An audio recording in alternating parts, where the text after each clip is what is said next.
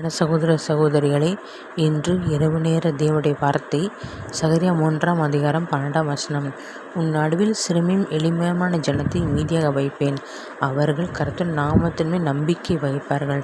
இந்த வசனத்தை கேட்டுக்கொண்டிருக்கிற தேவ ஜனங்களை நாம் பார்க்கிறோம். இன்று உலக அளவில் சிறுமிப்பட்டவர்கள், திக்கற்றவர்கள், விதவைகள், கைவிடப்பட்டவர்கள், அனாதை இருக்கிறவர்கள், அவர்கள்தான் கர்த்தரின் மேல் நம்பிக்கையாக இருக்கிறார்கள். ஏனென்றால் அவங்கள் வாழ்க்கையில் பாடு, கஷ்டம், நிந்தை, அவமானம், பிரச்சனை, போராட்டம், வியாதி எப்போதும் நாள்தோறும் தினந்தோறும் அதை வைத்து கொண்டு வாடுகிறார்கள்.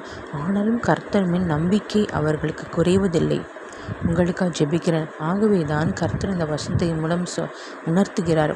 அப்படிப்பட்ட ஜனங்களை தான் கர்த்தர் தெரிந்தெடுத்து கர்த்தருமே நம்பிக்கை வைக்கிற ஜனங்கள் மீது தான் கர்த்தர் பற்றதாக இருக்கிறார். அவர்களுக்கு அநேக ஆசீர்வாதங்களும் நித்திய வாழ்வை சுந்தரிக்க கிருபை கொடுக்கிறார். உங்களுக்காக ஜெபிக்கிறேன். கர்த்தாவே ஸ்தோத்திரம். கர்த்தாவே ஏசப்பா, எல்லா ஜனமும் ரட்சிக்கப்பட வேண்டும் என்பதற்காக ஆண்டவரே சிலுவையில் மரணத்தை தொங்கினிருப்பா. அந்த சிலுவையின் மரணத்தின் நோக்கம் நிறைவேற வேண்டுமாப்பா. ஸ்தோத்திரம் கர்த்தாவே. ஒவ்வொருவரும் நித்திய வாழ்வுக்கு தகப்பனை சோத்திரம் சுதந்திரிக்க கிருபை தாங்க ராஜா. துதி கனம் மகிமை யாவையும் இயேசு கிறிஸ்துவுக்கே செலுத்துகிறேன். மீட்பர் மற்றும் மக்கள் இயேசு கிறிஸ்து நாமத்தில் ஜெபிக்கிறேன். என் ஜீவன் நல்ல தகப்பனே, ஆமேன்.